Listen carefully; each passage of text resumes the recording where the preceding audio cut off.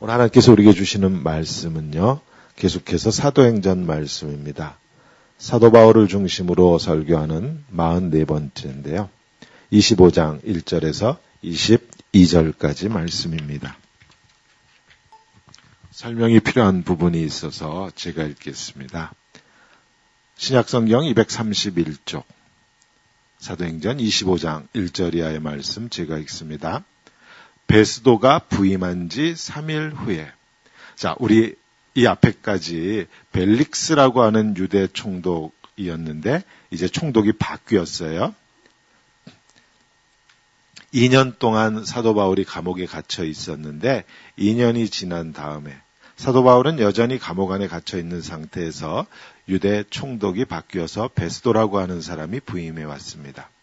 베스도가 부임한 지 3일 후에 가이사랴에서 예루살렘으로 올라가니 대제사장들과 유대인 중 높은 사람들이 바울을 고소할세. 베스도의 호의로 바울을 예루살렘으로 옮기기를 청하니 이는 길에, 그 중간길에 매복하였다가 그를 죽이고자 함이더라. 베스도가 대답하여 바울이 가이사랴에 구류된 것과 자기도 멀지 않아 떠나갈 것을 말하고 또 이르되 너희 중 유력한 자들은 나와 함께 내려가서 그 사람에게 만일 옳지 아니한 일이 있거든 고발하라 하니라. 새로 부임해온 베스도 총독한테 유대 종교 지도자들이 바울을 다시 예루살렘으로 데려다가 재판할 수 있게 해달라고 부탁을 했는데 베스도가 듣지를 않고 다시 가이사랴에 와서 고소해라. 그럼 다시 재판하겠다. 그렇게 말했다는 겁니다. 베스도가 그들 가운데서 8일 혹은 10일을 지낸 후 가이사랴로 내려가서 이튿날 재판자리에 앉고 바울을 데려오라 명하니 그가 나오매 예루살렘에서 내려온 유대인들이 둘러서서 여러 가지 중대한 사건으로 고발하되 능히 증거를 대지 못한지라. 자, 여러 가지로 고발했다고 하는데 누가는 25장 이 재판에서는요, 어떤 내용으로 고발했는지 그 내용은 기록하고 있지 않습니다. 단지 한마디만 했어요. 증거를 대지 못한다고.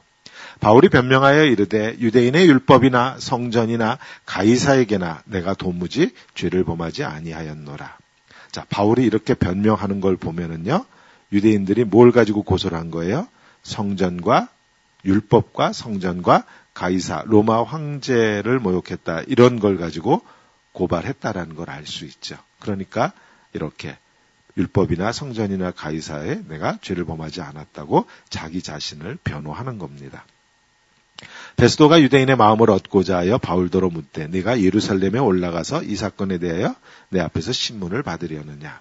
바울이 이르되 내가 가이사의 재판자리 앞에 섰으니 마땅히 거기서 신문을 받을 것이라. 당신도 잘 아시는 바와 같이 내가 유대인들에게 불의를 행한 일이 없나이다. 만일 내가 불의를 행하여 무슨 죽을 죄를 지었으면 죽기를 사양하지 아니할 것이나 만일 이 사람들이 나를 고발하는 것이 다 사실이 아니면 아무도 나를 그들에게 내줄 수 없나이다. 내가 가이사께 상소하노라 한데 베스도가 배석자들과 상의하고 이르되 내가 가이사에게 상소하였으니 가이사에게 갈 것이라 하니라. 무슨 말인가 하면요, 베스도가 이 신임 총독이 이 유대인들한테 잘 보이려고 바울한테 그래요. 너 그러면은 종교에 관한 거니까 다시 예루살렘에 가서 재판받을래? 그랬더니 사도 바울이 뭐라 그래요? 나 황제, 로마 황제한테 가서 재판받겠다. 그렇게 말한 것입니다. 아이고야, 요즘은 우는 목소리도 커요.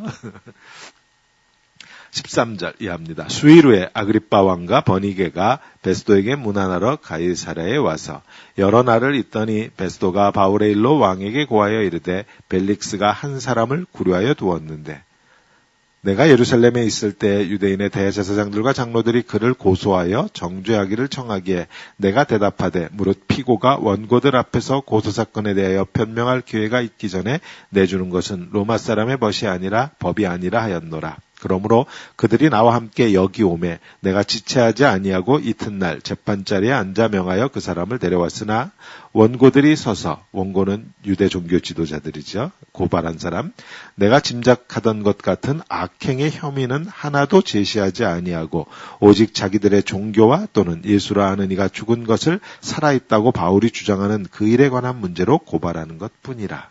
종교 문제죠. 부활에 관한 거니까. 내가 이 일에 대하여 어떻게 심리하는지 몰라서 바울에게 묻되 예루살렘에 올라가서 이 일의 신문을 받으려느냐 한즉 바울은 황제의 판결을 받도록 자기를 지켜주기로 호소하므로 내가 그를 가이사에게 보내기까지 지켜두라 명하였노라 하니 아그리빠 왕이에요. 아그리빠 왕이 베스도에게 이르되 나도 이 사람의 말을 듣고자 하노라. 베스도가 이르되 내일 들으시리이다 하더라. 이튿날 아그리빠와 버니게가 크게 위험을 갖추고 와서 천부장들과 시중에 높은 사람들과 함께 접견 장소에 들어오고 베스도의 명으로 바울을 데려오니 베스도가 말하되 아그리빠 왕과 여기 같이 있는 여러분이여 당신들이 보는 이 사람은 유대의 모든 무리가 크게 외치되 살려두지 못할 사람이라고 하여 예루살렘에서와 여기서도 내게 청원하였으나 내가 살피건대 이제 신임 총독이 자기 의견을 말합니다. 죽일 죄를 범한 일이 없더이다. 그러나 그가 황제에게 상소한 고로 보내기로 결정하였나이다. 그에 대하여 황제께 확실한 사실을 아뢰을 것이 없으므로 신문한 후 상소할 자료가 있을까 하여 당신들 앞 특히 아그리빠 왕 당신 앞에 그를 세웠나이다. 아그리빠 왕은 우리가 지난주에 보았지만 헤롯 가문이잖아요. 에돔 족속이지만 우리가 지난주에 말씀드렸듯이 명목상 유대인이었어요. 그러니까 지금 이 로마에서 파견온 이 유대 총독이 아그리빠 왕한테 뭐라 그래요? 당신은 이거 잘 알지 않습니까? 이 문제에 대해서.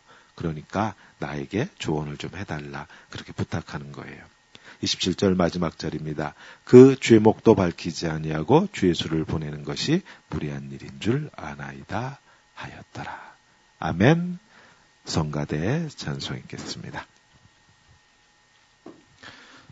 오늘 우리가 읽은 본문은 새로 도착한 베스도라고 하는 유대 총독이 이제 무대에 등장하는 그러한 이야기입니다. 베스도 총독은요, 전임이었던 벨릭스 총독하고는 다르게요, 미적거리면서 시간을 끌지 않고 로마에서 배를 타고 가이사라까지 오려면 꽤나 힘든 여행을 했을 텐데 도착하자마자 3일 만에 예루살렘에 올라가서 유대인 지도자들을 만날 만큼 열정적이고 부지런하다 그럴까요? 그런 관리였어요. 그런데 이 베스도라고 하는 총독을 처음 만난 자리에서 예루살렘에 올라갔잖아요. 처음 만난 자리에서 유대 종교 지도자들이 바울의 문제를 우선적으로 처리해달라고 부탁을 합니다. 보세요. 지금 2년의 시간이 지났어요. 그랬음에도 불구하고 사도 바울에 대한 유대 종교 지도자들의 마음은 조금도 변하지 않았고요. 아니 어찌 보면 증오심이 더 불타올랐다 그럴까요? 사도 바울을 다시 예루살렘에 데려와서 재판할 수 있게 해달라. 즉 산헤드린 공회에서 자기들의 종교 문제로 바울을 처리하겠다 그렇게 말했는데요. 근데 속마음은 그게 아니었다고 그랬죠. 전에는 테러리스트들, 열혈당원 40여 명이 숨어서 매복하고 있다가 바울을 죽이겠다고 그 사람들이 음모를 꾸몄다고 하면 이번에는 오늘 본문에 보니까 아예 유대 종교 지도자들이 그런 계획을 지금 꾸미고 있죠. 2절과 3절에 그랬어요. 대제사장과 유대인 중 높은 사람들이 종교 지도자들이 바울을 고소할세 베스도가 호의를 베풀어 주어서 바울을 예루살렘으로 옮기기를 청하니 데려다가 재판하기를 원하니 이는 그 길에 매복하였다가 그를 죽이고자 함이더라. 아예 이제는요. 대제사장과 종교 지도자들이 대놓고 암살로 이 문제를 매듭 짓겠다고 결론 냈습니다. 더 이상 하나님 없어요. 더 이상 율법 없어요. 더 이상 십계명도 없어요. 더 이상 재판도 없어요. 갈 때까지 갔습니다. 이 정도로 미워했고요. 이 정도로 증오했어요. 그런데 새로 부임해온 이 총독한테는 속마음은 다 감추고 뭐라 그래요? 단지 예루살렘에서 다시 재판할 수 있도록 바울을 보내달라. 예루살렘으로 보내달라. 자, 이렇게 해서 상황은 또 급박해졌어요. 유대인에게 잘 보이려고 하는 건 어느 총독이나 마찬가지잖아요. 더군다나 처음 도착한 총독의 입장에서는 앞으로 유대 지역을 잘 다스리려면은 유대 종교 지도자들에게 뭔가 선물 꾸러미를 던져 주어야죠. 그래 앞으로 총독 직무를 수행하는데 편하잖아요. 유대인들이 그래도 호응해 줄 거 아니에요. 베스도 신임 총독이 유대 종교 지도자들의 부탁을 거부하기가 쉽지 않은 상황이었습니다. 오케이 했다가 혹시 바울이 암살을 당한다고 해도요. 새로 부임한 지 얼마 되지 않은 상황에서 일어나는 사건이니까 전적으로 이 신임 총독의 책임이라고 하기도 쉽지 않아요. 아니 따지고 보면 책임을 추궁하고 들어가면 오히려 전임 총독의 책임이 더 크다고 볼 거예요. 이 베스도 총독이 그 당시 로마의 정치 지도자가 이런 내용들을 모르고 유대 땅에 왔다? 이거 말도 안 되죠. 이미 이런 거 다 파악하고 왔을 거예요. 눈구렁이 같은 총독이었다면 분명히 유대 종교 지도자들의 부탁을 들어주었을 겁니다. 그렇게 해서 바울이 암살당하면 유대인의 손으로 이 복잡한 정치적인 문제를 해결할 수 있을 것이고 유대 종교 지도자들하고도 좋은 관계를 유지할 수 있게 되고 꽉 먹고 알 먹고 누이 좋고 매부 좋고 할 수 있었어요. 그런데 웬일인지 이 신임 총독이 유대 종교 지도자들의 부탁을 들어주지 않고요. 자신이 살고 있는 총독 관저가 있는 가이사라에서 다시 재판을 할 터이니까 너희 유대 종교 지도자들은 다시 한번 2년 전에 그랬던 것처럼 가이사라로 다 올라와서 재판을 하겠다 이렇게 말했어요. 이 신임 총독이 예루살렘으로 바울을 데려다가 재판하겠다고 하는 그 유대 종교 지도자들의 말을 듣지 않았으니 망정이지 베스도가 그러자고 하면서 유대 종교 지도자들의 말을 들어주었다면 바울은 암살당했을 겁니다. 모든 정황을 봤을 때 베스도가 유대 종교 지도자들의 부탁을 거부할 이유가 없었어요. 그런데도 노라고 말했으니 베스도의 마음을 움직인 것은 하나님이다라고 밖에는 달리 이 사건을 설명할 길이 없습니다. 달리 설명할 길이 없어요. 하나님께서 우리의 삶의 구석구석을 지배하고 계신다라고 하는 사실. 이 한 가지 사실 외에는 왜 베스도가 이 어렵고 힘든 문제를 손쉽게 해결할 수 있는 이 간단한 방법을 택하지 않았는지 설명할 길이 없어요.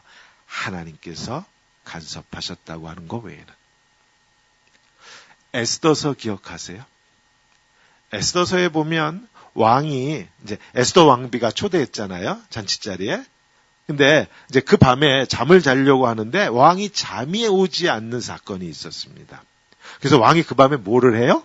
사관을 시켜가지고 궁중 기록을 가져오라 그러죠. 그러니까 궁중 일기, 다이어리를 가져오라 그러는 거예요. 몇 년, 몇 월, 며칠에 무슨 일이 있었고 이걸 왕이 밤에 잠이 안 온다고 그걸 읽고 있었어요. 지나간 기록들을. 그걸 읽다가 또 뭘 발견해요? 그 밤에? 몇 년 전에 왕 자기 자신을 암살하려고 하는 사건이 있었다라는 걸 거기서 봤어요.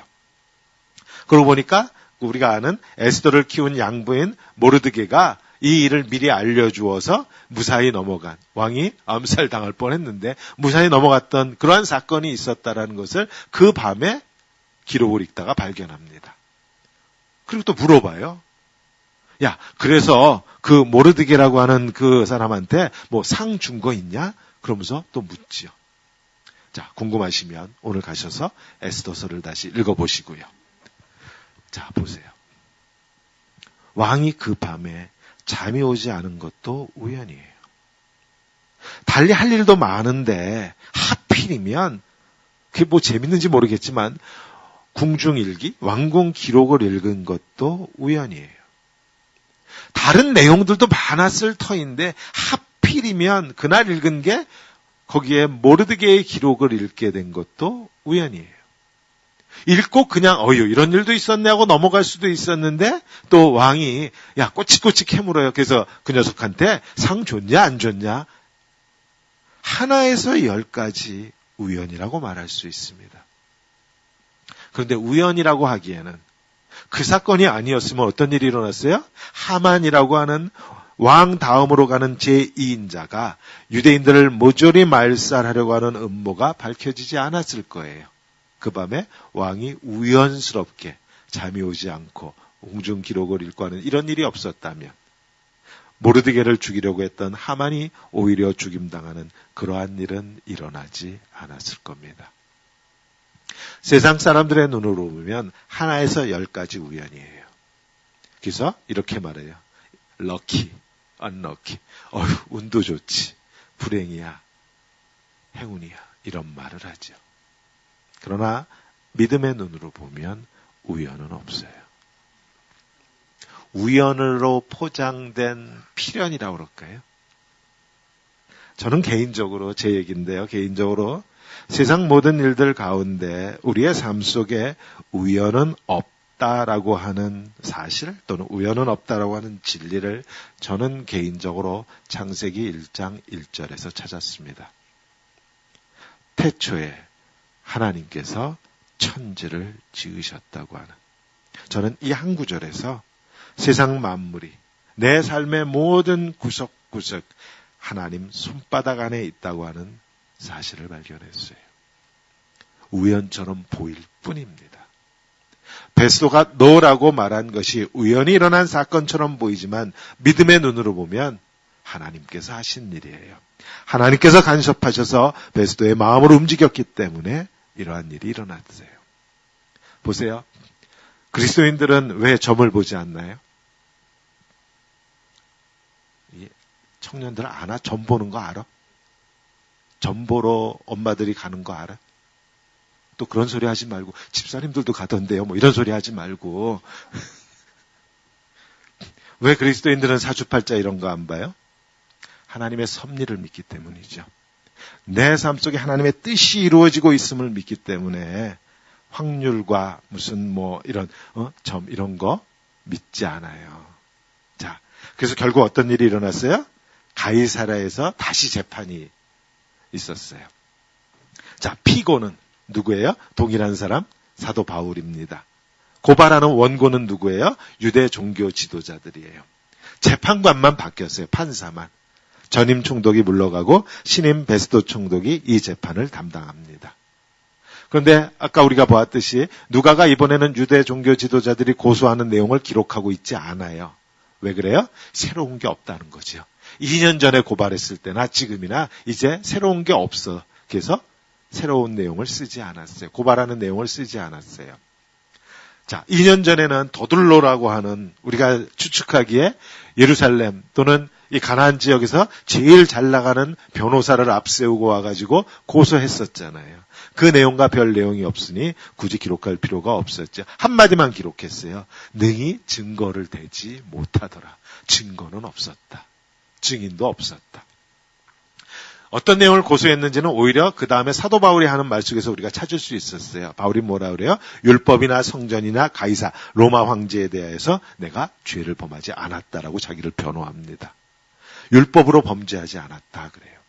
내가 유대 종교 지도자들이 율법 문제 들고 나와서 그러니까 이제 바울을 고소했다라는 거 우리가 알 수 있는 거죠. 성전으로도 내가 범죄하지 않았다. 즉 성전에 이방인 데리고 들어가지 않았다라고 항변한 거예요. 가이사에게 범죄하지 않았다. 유대인들이 사도 바울이 가이사 로마 황제에게 범죄했다. 정치범이다. 로마법 어겼다 주장하는데 사실이 아니다. 이렇게 자기 자신을 변호했어요. 고소할 때마다 이 유대 종교 지도자들이 고소할 때마다 베스도 재판장이 물었을 거예요. 그래? 바울이 그랬어? 어디 증거를 가져와봐. 증인을 데려와봐. 근데 주장만 할 뿐이지 증거도 없어요. 증인도 없어요. 그래서 결국 베스도 신임 총독 역시 바울에게서 아무런 혐의도 발견하지 못합니다. 18절 이후에 나중에 아그리빠 왕을 만났을 때 베스도가 자기 자신의 의견을 그렇게 요약했잖아요. 오직 자기들의 종교 문제더라. 예수라고 하는 이가 죽은 것을 살아있다고, 죽은 사람이 살았다고 바울이 주장하는 그 일에 관한 문제로 고발하고 저렇게 싸우는 것이다. 종교 문제다. 자기들의 신앙 문제다. 총독으로서, 재판장으로서 피고인 사도 바울의 무죄를 선언했어야만 했어요. 죄가 없다, 땅 이렇게 했어야만 되는데 그렇게 못했죠. 이 사건의 핵심이 자기들의 종교 문제일 뿐이라고 하는 것을 이미 간파했어요. 알아챘어요. 그런데 무죄 판결을 내리지 못했습니다. 그런 점에서 보면 전임이었던 벨릭스 총독과 마찬가지로 우유부단한 사람이죠. 그런데 이렇게 꽝꽝꽝 무죄를 선고하지 못한 이유가 뭐예요? 유대 종교 지도자들의 눈치를 봤다는 겁니다. 사람의 눈치를 봤어요. 근데 이제 또 베스도 총독이 사도 바울한테 엉뚱하게 뭐라 그래요? 자, 9절에 보니까 베스도가 유대인의 마음을 얻고자 하여 바울더러 묻되 네가 예루살렘에 올라가서 그럼 이 사건에 대해서 내 앞에서 재판을 받겠느냐. 자, 무죄인 것 같기는 한데 그렇다고 무죄 판결을 내렸다가는 유대 종교 지도자들하고 이제 갈등이 생기죠. 앞으로 총독 해먹기 힘들어요. 무죄 판결 내렸다가는. 어떻게 해야 되나 고민하다가 베스도 신임 총독이 묘수를 쓴다고 한 게 뭐예요? 야, 이게 너희의 종교 문제야? 그러면 다시 예루살렘에 가서 너희 사내들인 공회에 가서 재판을 받을래? 라고 사도 바울에게 묻습니다.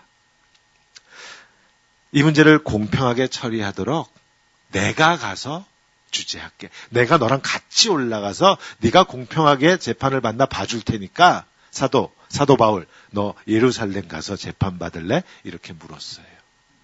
묘수는 묘수죠. 그러니까 베스도가 눈구렁이 정치인이 분명하다는 건 우리가 이 본문에서 알 수가 있어요. 로마의 정치 문제가 아니고 유대교 교리의 해석 문제라고 하니까 이 문제를 사내들인에게 공회에 다시 공을 넘겨주겠다라는 거예요. 너희가 알아서 처리하라고. 그러면 유대인들로부터 이제 환심을 사겠죠.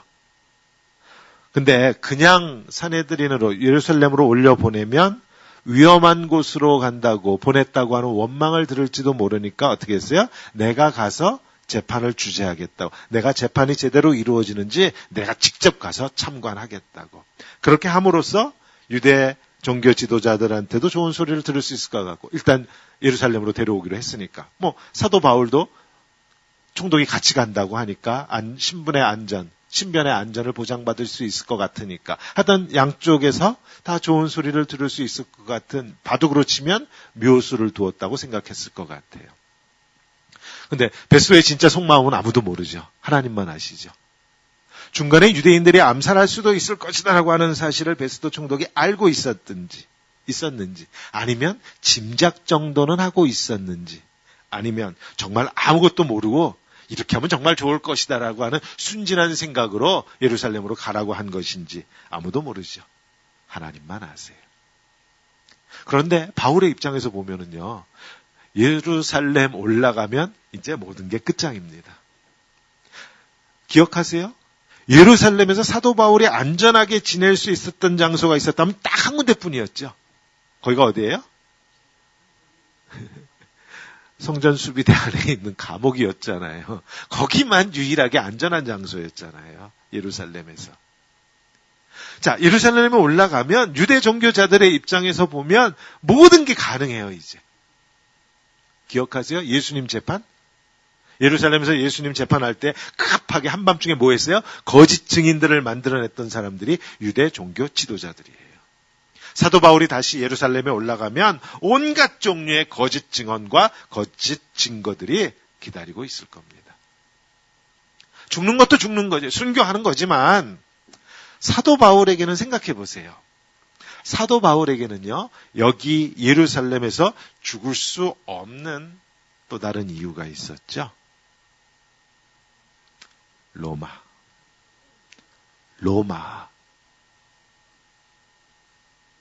로마에 가서 복음을 전하는 건 바울 자신만 원하는 게 아니었어요. 기도 중에 하나님으로부터 받은 사명이기도 했죠. 처음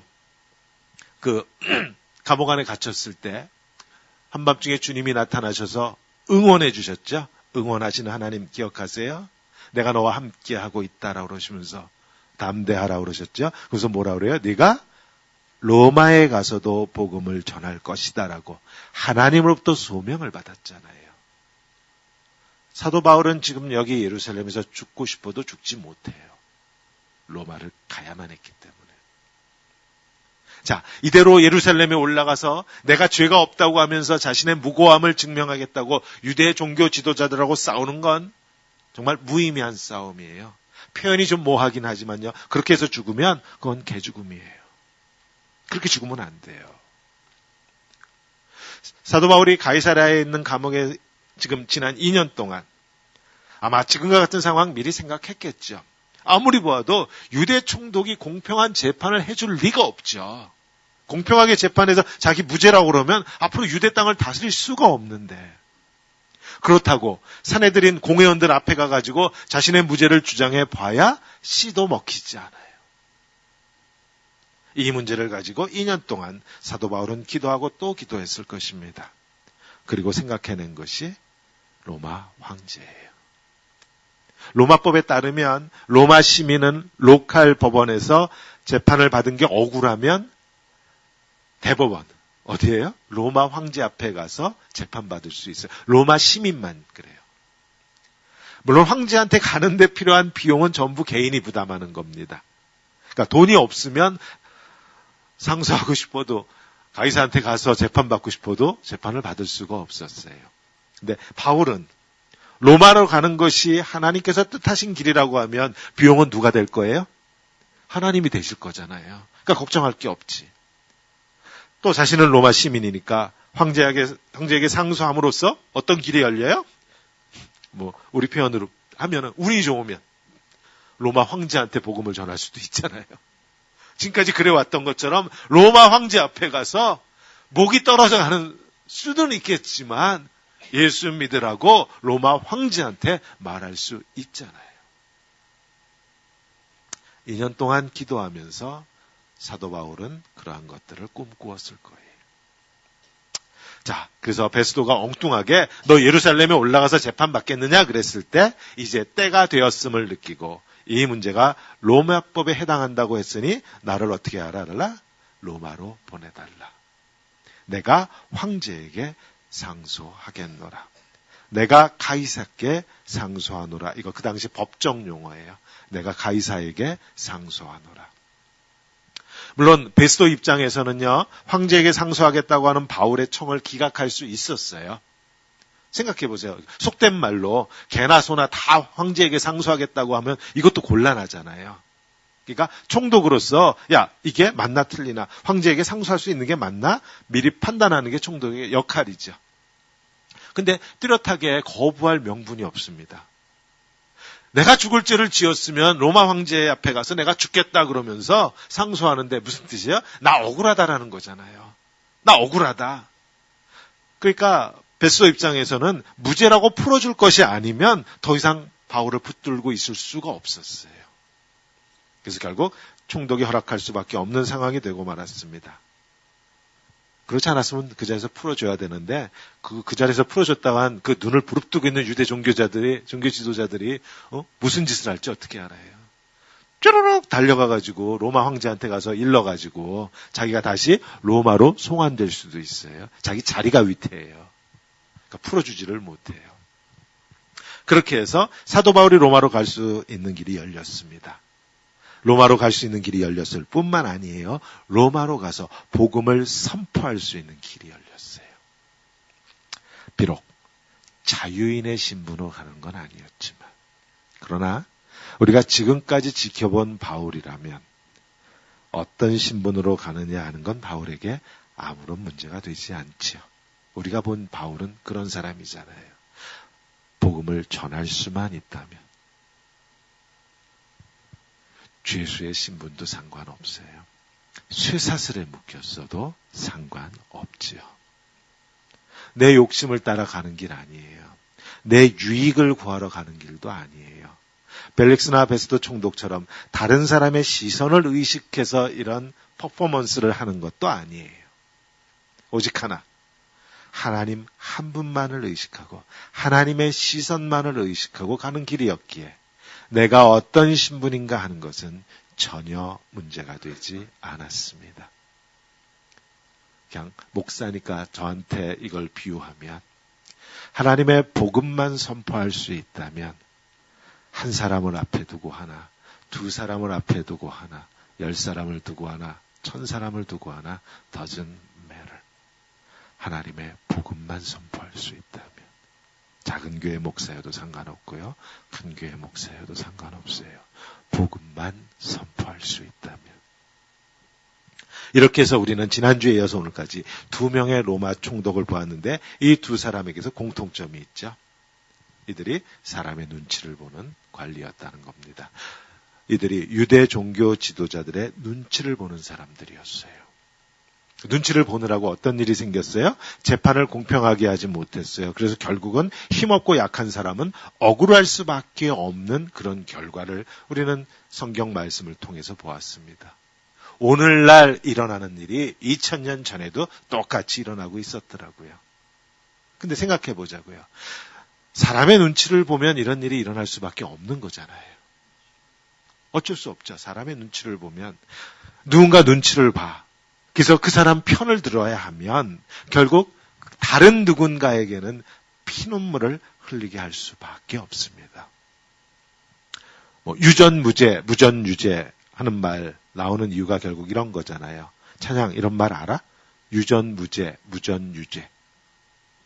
돈이 있으면 죄도 다 없는 게 되고 돈이 없으면 없는 죄도 뒤집어 써야 되고 유전무죄, 무전유죄라고 하는 말이 나오는 이유도 결국 뭐예요? 사람 눈치를 보는 판사가 있기 때문이죠. 사람 눈치를 보는 검사가 있기 때문이고요. 사람 눈치를 보는 변호사가 있기 때문이고요. 사람 눈치를 보는 위정자들이 있기 때문이고요. 사람 눈치를 보는 기득권자들이 있기 때문이에요. 잘 들으세요. 오해하지 마시고. 그리스도인이 내가 누구누구 높은 사람을 알아가지고 말이야. 이번에 재판 결과가 유리했어. 이게 다 하나님의 은혜야. 은혜 맞습니까?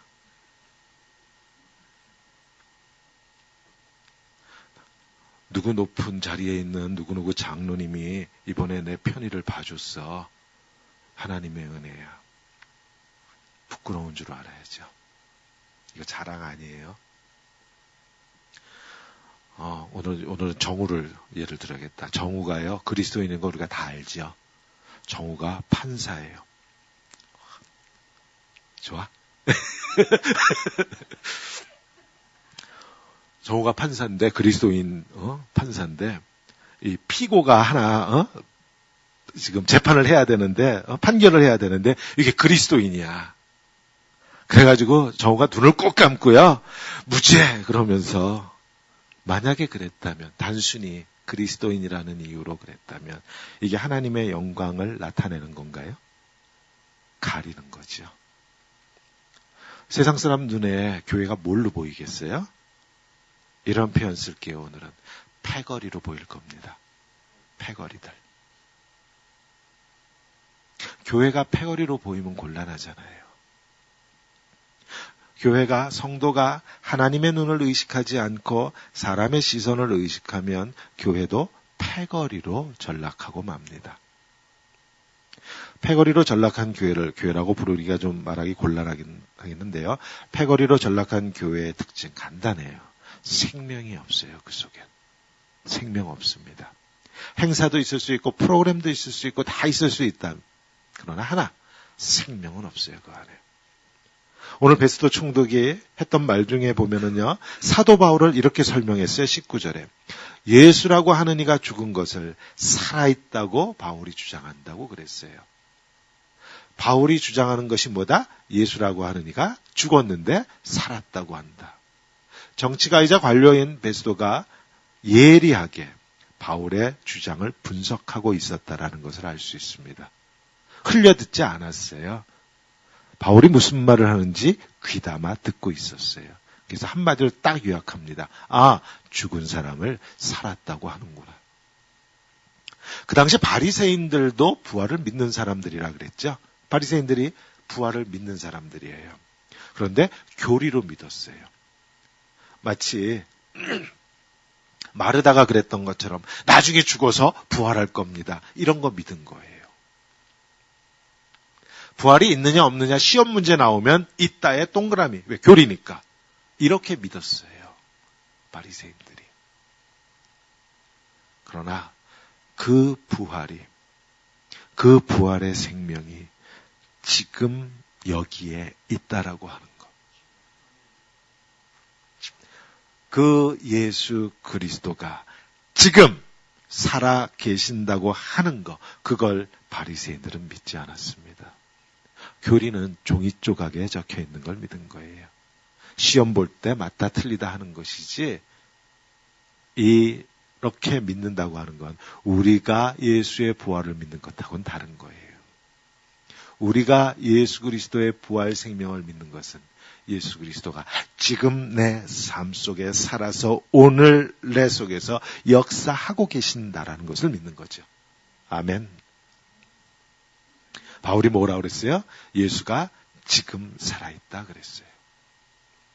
성도님들은 예수님이 지금 살아있습니까?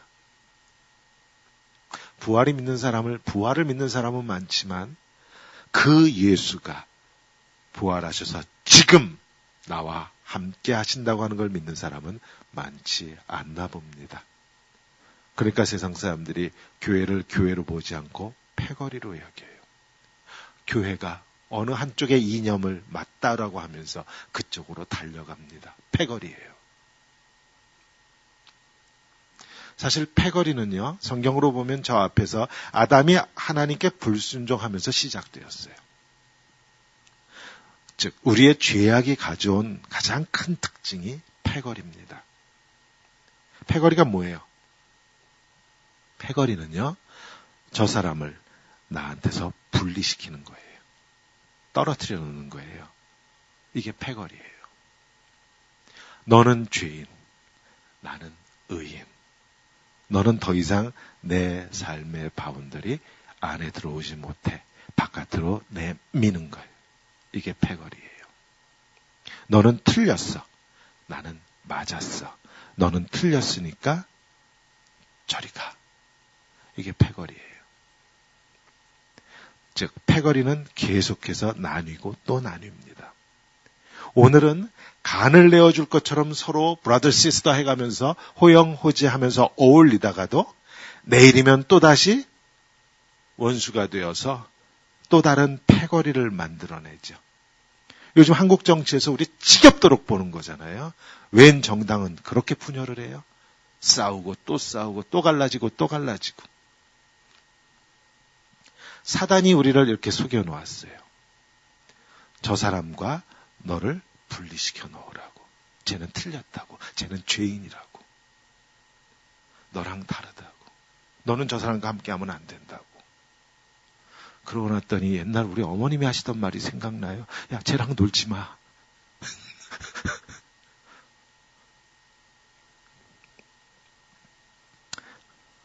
패거리로 전락하면 어떤 일이 생겨요? 나만 의로워요. 나만 옳아요. 나만 정답을 가지고 있어요. 사단이 우리를 이렇게 속여놓았습니다. 이렇게 나 자신을 분리하면서 우리는 패거리로 전락합니다. 교회도 패거리로 전락해요. 교회가 패거리로 전락하면 계속해서 분열이 일어날 거예요. 나랑 비슷한 성향의 사람들과 패거리를 이루고 나서 뭐라 그래요? 우리 교회 너무 좋다고. 정말 우리 교회 같은 교회 세상에 없다고. 근데 조금 지나면 그 안에서 무슨 일이 일어나요? 분열하죠. 그래서 나랑 다른 사람들, 나랑 다른 의견을 가진 사람들 적으로 정해놓고 잘라내고 또다시 패거리를 이루고 나면 또 뭐라 그래요? 우리 교회 같은 교회 없다고. 또 그래요. 분열하고 분열합니다. 십자가의 주님은 우리의 중심을 보세요. 성경에서 아주 중요한 단어 중에 하나가 중심이라고 하는 단어거든요. 우리의 중심을 보시는 하나님. 하나님은 우리 속에 있는 그리스도의 영을 보고 우리를 판단하세요. 또한 우리가 서로를 보면서 중심을 볼 수 있기를 원하세요. 반대는 겉모습이에요.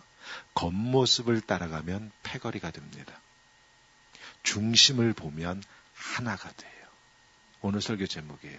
겉모습은 끼리끼리 나누어져요. 중심은 하나로 뭉치게 합니다. 근데 우리가 중심을 보면, 저 사람의 중심을 볼 수 있게 되면, 저 사람의, 다른 말로 이렇게 중심에 있는 진실함을 보게 되면 우리는 저 사람과 나를 분리하지 못해요. 부모가 자식을 보면서 자식이 아무리 악하고 불효자라고 해도요, 부모는 그 자식을 자신의 삶의 바운더리 바깥으로 내쫓지 못합니다. 흔히 그런 말 하죠. 자식 이기는 부모 없다고. 제가 여러 번 설교 말씀드렸어요. 자식한테 져주는 게 아니에요, 부모는. 이기고 싶어도 이길 수가 없는 거예요. 지는 거예요. 져주는 게 아니에요. 져주는 건 사실은 내가 이긴다고 하는 게 감춰져 있는 거죠. 많은 남편들이 I'm sorry 그래요. 그럼 와이프가 뭐라고 물어봐요? 뭐가 미안해? 하고 물어보죠. 그렇게 묻는 이유가 뭐예요? I'm sorry라고 말은 했는데 그 속에 진실이 안 담겨 있다는 것을 알기 때문이에요. 다른 말로 이렇게 I'm sorry 했는데 실제로는 sorry 안 한 거란 말이에요. 왜 그렇게 말했어요? 가정의 평화를 위해서. 져주는 게 이긴 거라고 하더라. 져주는 건요, 지는 게 아니에요. 속으로는 이긴 거잖아요.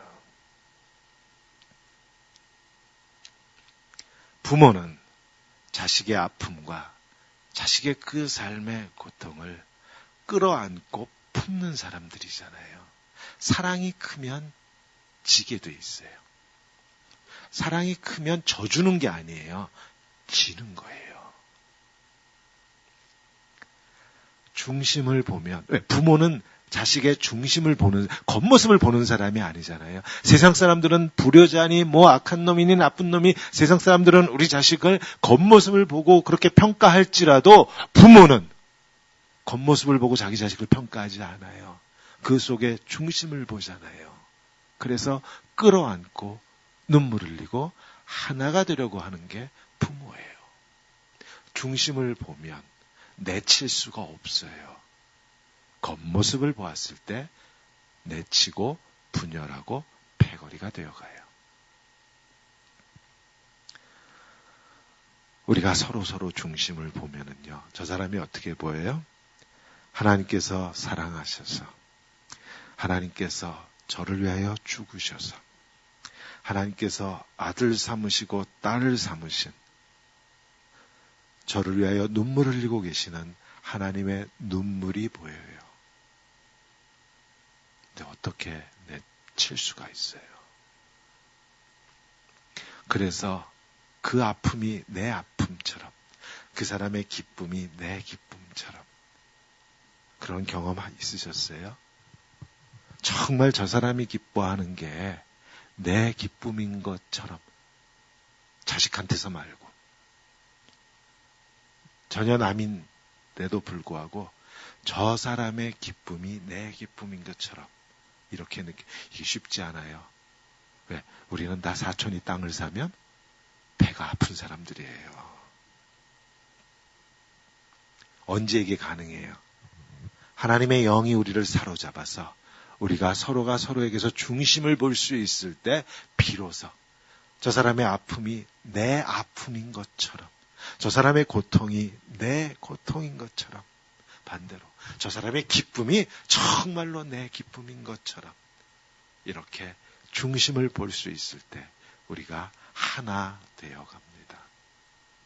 이걸 위해서 주님이 십자가에 죽으셨어요. 사단은 계속 속여놔요. 너만 옳다고. 다 띄어놓으라고. 사도 바울은 이제 부활하셔서 바울 자신과 함께 살아계시고 역사하고 계시는 그 주님과 함께, 그리스도와 함께 로마로 갑니다. 사람을 의식하지 않아요. 오직 한 분, 예수 그리스도에게만 시선을 고정한 채로 이제 로마로 들어갑니다. 황제 앞으로 가요. 황제 하나만 전도시키면 끝나는 거예요. 그 당시는. 대장이 믿으면 밑에 다 믿는 게 그 당시 룰이에요. 자, 이런 사람을 세상은 감당하지 못합니다. 이런 사람. 예수 그리스도 한 사람에게만, 한 분에게만 시선을 맞추고 걸어가는 사람을 세상은, 사단은 감당 못해요. 세상은 사단이 감당하기 쉬운 사람, 사람 눈을 의식하는 사람들이요. 요건 밥이에요, 밥. 왜? 그냥 건들기만 하면 끼리끼리 뭉치거든. 계속 분열해내거든. 요건 아주 처리하기 쉽지요. 그러나 중심을 보고 끊임없이 화합해서 하나를 이뤄가는 이 사람들을 사단과 세상은 감당할 수가 없어요. 세상은 끊임없이 사도 바울의 외모를 봅니다. 죄인이야? 드러나면 안 하지 뭐. 쇠사슬에 매여 있어? 아이고야. 그렇게 외모를 보면 편을 가르고 패거리로 때를 지어 행동해요. 그러나 하나님은 이 쇠사슬에 묶인 이 한 사람의 중심을 보십니다. 하나님은 오늘도 우리 한 사람 한 사람의 중심을 보고 계세요. 우리에게 요구하십니다. 너희는 서로 외모로 판단하지 말고 그 속에 중심의 진실함을 보라고. 저 사람의 겉모습을 따라서 패거리로 전락하는 그러한 교회가 되어가는 것이 아니고 중심을 보기에 함께 아파하고 중심을 보기에 함께 눈물을 흘리며 함께 기뻐하고 함께 즐거워하는 우리 교회 이름 잘 지었죠. 함께 가는 교회. 중심의 그 진실을 함께 나누는 그런 열린 마음으로 서로가 서로를 품는 그러한 교회가 되어가기를 우리 주님의 이름으로 축원합니다. 아멘. 기도하겠습니다.